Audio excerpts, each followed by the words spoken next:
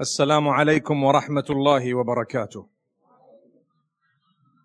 بسم الله والحمد لله والصلاة والسلام على عبد الله ورسوله محمد وعلى آله وصحبه أجمعين. When Allah Almighty created us, He made every one of us unique. We've said that before and we're repeating it now. And one of the reasons He made us unique, one of the many reasons, is because He wants us to earn a reward by interacting with others in a way that we would require adjustment in order to get on with those who are closest to us in relation and in proximity. So that means if you have a brother, same mother, same father, and you are in the same home, you've grown up and you've actually become slightly older, there will be differences between you and your brother, come what may. Part of your reward is to get on with the person who is related to you, this brother of yours, to adjust in a way that you would fulfill each other's rights. That's part of the plan of Allah. No two people are the same, even if you're twins. This is part of the plan of Allah.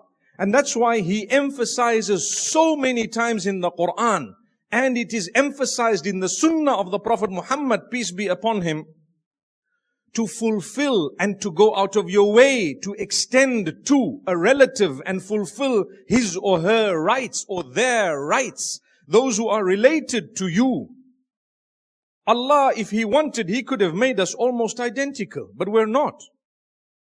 He wants to reward you. He wants you to learn, navigate. Do you know what it does for you? It gains you closeness to Allah. You endured some of the hardship you might have faced from that particular person. Obviously, there's a level, there's a line beyond which you may not want to live together, or you may want to step back a little bit. But we're talking of the norm.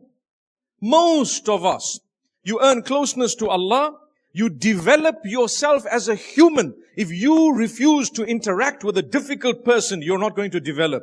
Learn to interact with tough people. Learn to interact with those who are abrupt. Learn to understand the way people might be for whatever reason that may be, or for no reason.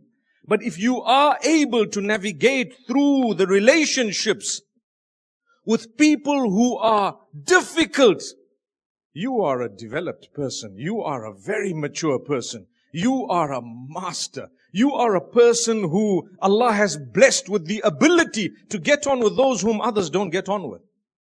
People, when they are born upon fitrah. It's the nature, it's natural. It's something that if they were left alone, they would have grown up with certain ideas and beliefs and norms that would have been purer than if they interacted like we all do with who are very closely influenced by those who were around you when you were young. Very closely. That's part of the plan of Allah. مَا مِن مَوْلُودٍ إِلَّا وَيُولَدُ عَلَى الْفِطْرَةِ. The hadith of the Prophet ﷺ states that there is no one who's born except that they're born upon nature, natural. Something that is very, very natural. Allah Almighty allows that person to grow based on whoever is close to them. If you lost your parents and you were brought up by a caregiver, you will speak the caregiver's language. You will learn their habits. Whatever they tell you, you will believe. It's programming that is much more sophisticated than that of a computer. If your people around you, as you grew up, kept on telling you, this is a good thing, you will believe that's a good thing, even if it is absurd, like what we see on earth today. Some absurd things. People believe this is normal, this is natural. Why? Because that's what you were told from the point of you being young. People are not prepared to accept values and morals that are common logic, and they are perhaps Islamic or to do with faith and religion, simply because when they were young and they grew up, they were bombarded day in, day out that this is total nonsense, whereas it was not nonsense, it was the right thing. And that's why we have a clash today on the globe where people say, This is absolutely normal. It's natural, but it's not, it's unnatural. And then there is an argument between East and West in most cases. What is actually natural and what is not? I've seen people marrying trees. A tree, can you imagine? Now, if you're marrying a tree and you're going to look after children, they will all want to marry trees. And then when you and I go to them and tell them, you know what, marrying a tree is actually something absurd, they'll tell you, you are the one who's mad. It's happening on earth today. Yes, I'm glad you're laughing. May Allah subhanahu wa ta'ala bless us. It's laughable, wallah. But then, when you laugh, in the next 20 years, they will jail you for it. Yes, they will jail you for it. So, remember, this is Allah's plan. Allah Almighty wants the upbringing to be pure and good. That's why I say, do not yell at your kids. I know it's tough. All mothers who have more than a kid or two will say, come on, Sheikh, you're telling us. Even fathers sometimes. Avoid it to the best of your ability. Ensure you use respectful words. That one you have to do. If you raised your voice a bit, maybe you might be excused to a degree. But if you have really tortured your own child, that will come out and play out 20 years later, and you will suffer the consequences of that because of what you did earlier and you don't even realize. We have people who have tortured their children, people who have molested, na'udhu billah, their own kids, treated them badly, exposed them to things they were not supposed to be exposed to at a young age. And then they grow older and they are suffering and struggling because of something that happened. So if we want to talk about relatives and community and the storm and everything, you got to start off right at the beginning to say, build. Yesterday in my speech, I said something very interesting, that Allah teaches us to have a mechanism in place before the storm. تعرف إلى الله في الرخاء يعرفك في الشدة. Get acquainted with Allah during days of ease. And then watch what happens when the storm comes. Allah will get acquainted with you. Didn't we say that yesterday? Today, I'm telling you, if you want community and you want family and you want those around you, I'm going to show you why you definitely need them in a moment. But it starts off from the very beginning. When you're choosing a spouse, choose a good person. You know, the hadith says, فَظْفَرْ بِذَاتِ الدِّينِ. Be victorious or be a winner by choosing someone who has deen. You know what that means? That means you must develop your own deen within yourself to begin with. What's the point of looking for someone with deen? You don't have deen. Deen meaning your faith, your closeness to Allah, your religion. When you're getting married, you see looks. Looks, very important. You got to see someone. There has to be a spark, a little bit of a spark, so that you know what? Wow, I'm attracted, mashallah. There has to be a little bit. But that's not everything, because Allah has created us in a way that there is nobody who has everything. Not one on earth. No one. If you're very good looking, you might not be so intelligent. And if you're good looking and intelligent, you might not be so religious. And if you're religious and good looking and intelligent, guess what? You might have another issue with your temper. Your character might not be that grand. So something, somehow you're going to have to compromise. Allah says, don't compromise religion. Everything else, you can always make it happen. Sometimes you see someone stunning and they say, wow. And then they'll tell you, but that's not wife material. Have you heard that happening? Why? Because I can't imagine this person being the mother of my kid. Oh, if you're thinking that way, I'm impressed. Oh, I'm impressed. That's the right way of thinking. However, what are you doing? That initial marriage and the choice of marriage, if you were a sharp, intelligent, wise person, you would think about it deeper than just the looks. And you would say, I'm going to be living with this person for the next 50 years, for example. And inshallah, if Allah blesses us with children, I'd like to see my kids like this. Like this. And this is both ways. I'm not talking about men or women alone. Both. So when that happens, you're building the child before the child is even born. Because you've already put in place mechanisms to ensure that if something does happen here, I'm okay. I've got someone at home who's going to look after. And appreciate your family. Appreciate your children. Praise them. Build them. Show them respect. Show them what you would like them to be. That's why we say if you're not praying and you've got kids, oh, what will happen to those kids? I know that kids are praying and the parents are not. But that's because of some other factor. Maybe their friends, maybe the school they went to, maybe some videos they might have watched that were good. But generally, if the parents are not interested in something, in most cases, the kids are not bothered. They don't even know. May Allah strengthen us. Once you have that and you are ready to build your own family, do you know what? You realize you cannot live on earth alone. You can't. People say, I just want to go stay on my own. Okay. Give you a small, silly example. Say, I fell down right now. Every one of you will be bothered about this. Hey, quickly take him to the hospital. Someone will rush. These guys at the front, they don't even know me properly. They would jump and they would come and why? Because you are my community. You are my people. We are together. You are bothered. If you had to raise $1 million for something really, really desperate, I think we would raise 2 million.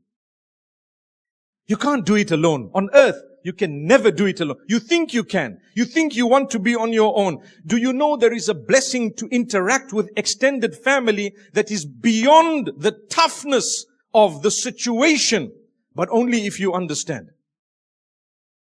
Again, I must say I'm not talking about toxic relations, because there is always a line beyond which you can't force me to interact. When someone is so toxic, it's affecting my brain. But what we are telling you is, try your best to adjust to people. They have adjusted to you too.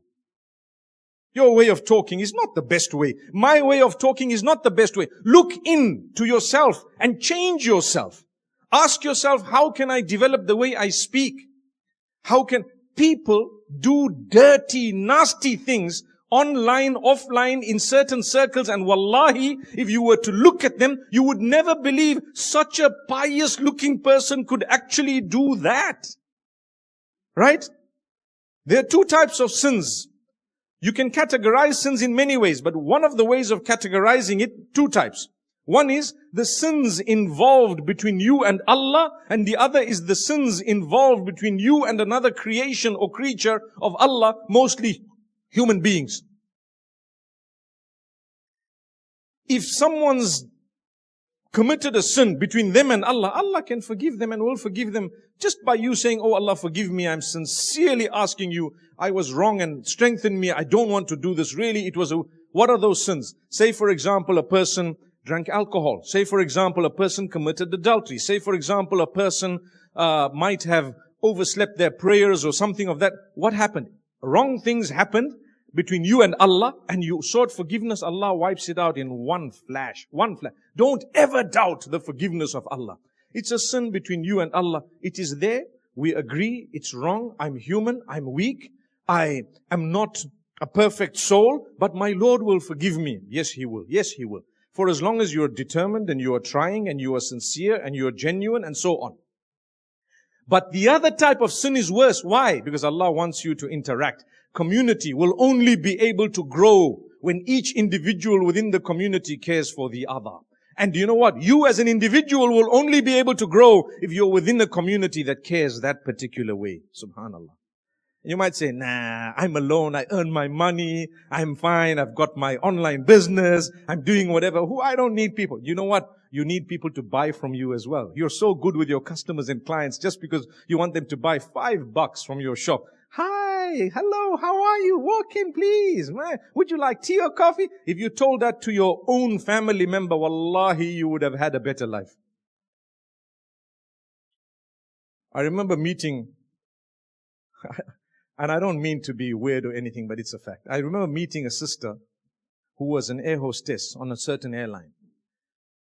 And she came to me and told me, I need to talk to you, if you don't mind. And I said, no, it's okay. She says, Muslim, and mashallah, a lovely person. May Allah bless them all and grant them goodness. She says, I've got a problem. And her problem was within her marriage because of journeys. And I said, I don't mean to be weird, but the way you smiling at everyone and trying to serve them, have you ever tried that at home? She felt offended. She was offended. I said, I don't mean, think about what I'm saying, because faces changed instantly, And I said, well, if you're paid to smile here, right? You're paid. Ask him to pay you. Probably help. And then I said, no, you know what? On a more serious note, all I mean is, if the problem is, it's the interaction that's not on the level it is. What happens to us a lot of the times, you work, you're tired, you come back home, and you don't realize you have to put an effort in the relationship. You have to come back and you have to smile and you have to say good things as an act of worship more than anything else. You have to. A lot of the men are guilty. You come home, you throw your feet up, you're on your phone, you want to eat, and then what happens? You've ignored your spouse and your kids. They don't even know you exist. They just see you and they got to be worried about not making a noise while you're there. Let them cry. Enjoy it. The other day, there was a child on the aircraft crying her lungs out, a little baby. And I went up to the parents who were trying their best, shaking the child. You know, you shake your, shaking too much. I think maybe the child was crying because of being shaken up. And so I told the parents, I said, don't worry. Let the child scream her head off. It's okay. Let the child do, because that's what children do. But what you're doing as adults are not supposed to be doing this. No one's going to say there was a particular person screaming and yelling because it's a child.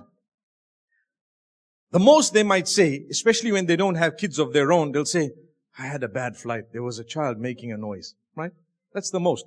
But a lot of the people who have their own children, they won't even remember what happened. So I was sitting right near them and I said, it doesn't bother me. This is music to my ears. I have had 10 of those. How's that? And they were so relieved. Oh, wow. And then a miracle happened. I said, can I try taking the baby? Guess what happened? Yes, you guessed it. I took the little baby and she was quiet. And then I said my statement that always makes me pat myself on the back. You know what? Because you're stressed, the child feels the stress. Because I'm calm, the child knows there's calmness here. Come on. I'm standing in front of you, literally screaming, but you didn't realize I was screaming, did you? You know why? There's a reason. Think about it. But nonetheless, Allah's created us in a way that He wants you to earn a reward by interacting. I will interact with you no matter how tough you are. Up to a line. When I say up to a line, it's like an indemnity saying, you know what? Beyond this point, no ways. If someone's making you crazy, someone's abused you, they've stolen from you, they've hurt you, they've harmed you, you give them a chance, 2 chances, the 3rd time you kick them off. It's okay. It's out. I don't need this anymore in my life. You have a capacity as well. But push your capacity. Push it. You know, when divorce happens, we always say it should be the last resort, right? Not the first. Oh, I had a problem. This guy came home and he didn't look. I want to go home. Relax. Chill. It happens to everyone. Almost everyone.